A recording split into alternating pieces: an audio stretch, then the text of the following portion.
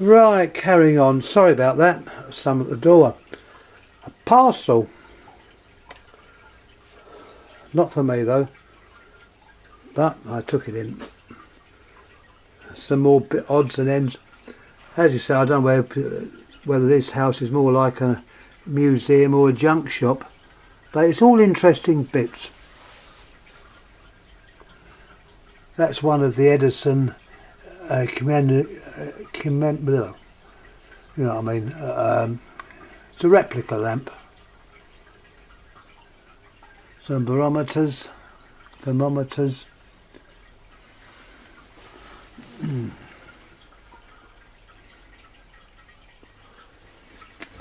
There's a biggie. Handle this one with care.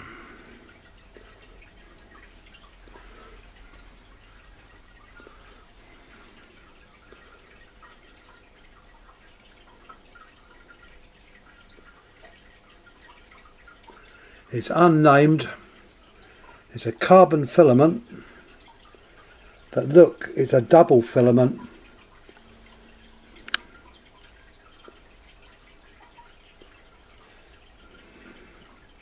It consists of two filaments that have got like a parallel. It's like a double wire. They're joined at the pinch.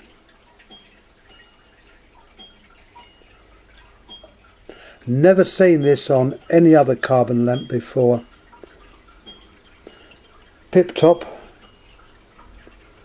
A beautiful lamp actually. No other information about it. One of the experts on the lighting gallery and all things lighting suggested it may be German. But it's an oldie. That lovely base. And it works. I'd estimate it's probably 200 or 300 watts. It might even be more. But there we are. Carbon filament. The rest along here. What else we got? That lamp there is a compact source for UV. Gently put that bulb back there. That one's not going to sit there normally. It's just that it keeps it out of the way. That radio's off at the moment. This is a compact source made by Mazda. I could put these up singly. I have shown this on the lighting gallery and the American one. This turned up at a boot sale in good old Wimbledon, my favourite boot sale. Needless to say, the person hadn't a clue what it was. It was in a box. The box was sealed with compact source light written on the box by Mazda. Plug it in, well, it obviously needs control gear, but that's one of our standard 5 amp 3-pin plugs. But the light would come out there, and you can see there's a glass lamp in there, and there's, I'm getting a bit closer. Oops. The two electrodes, compact one. Anyhow, as I say, it was in this box, it had never been opened, and I said, oh, how much is that? I think she said £5. Needless to say, I didn't quibble. I said, thank you very much. A few other bits and bobs down the bottom here. That is a, my memory's not too good, but that's an American phone, and it's called a Starlight. The dial, in fact, lights up. It's got a little, don't quite know how it works, but it's a lamp which is built into the dial itself, and that plugs into the main separately. I've got it wired over here through a resistor.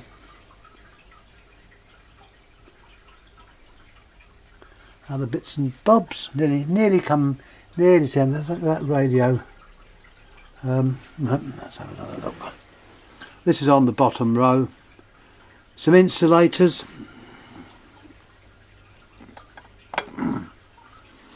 That's for a telephone circuit wires. It's not high voltage, this is low voltage on your telephone wires. A higher voltage one would be this one. Funny enough, insulators are another group that there's a lot of collectors out there. This one, see the name of it, is T1 ESA. So you experts out there would probably know whereabouts that has come from. That is for a higher voltage, obviously. It's a glass insulator. And we've got a smaller telephone one there. That's in a brown ceramic, and a little bit of dust on it as well. At the top it's got GPO. That stood for the General Post Office, and that was their telephones. These occasionally turn up at boot sales. When they do, if the price is right, I grab them. At the back here we have a wet Leclanche cell. That's a forerunner of the dry cell by the Frenchman Leclanche. Another clock. You name it, we've got it. So it appears. I think we've seen, I did show that radio, didn't I? Yes, I think I did. This is an old clock which unfortunately is not working at the moment. It has a fusee movement.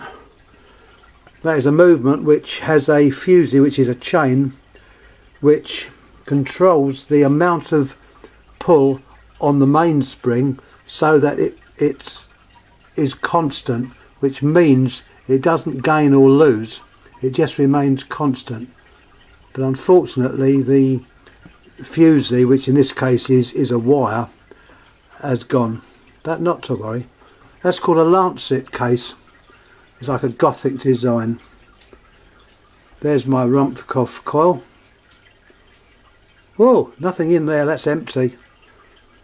That is empty, no money in there. Some other little bits and bobs here.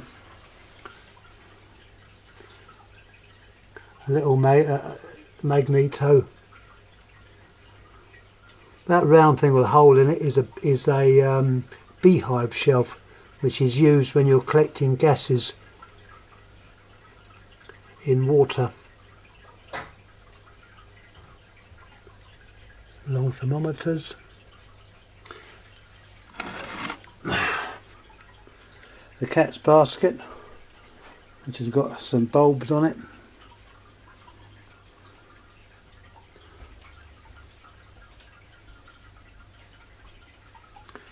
And I think we can say I've covered this area. This little box there is a transformer for the radio.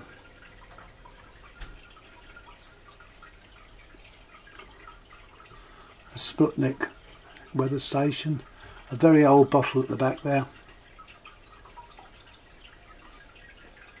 And that's your lot for these. Once again, thanks for looking. Please subscribe, please comment, and I thank you again for watching. Thank you.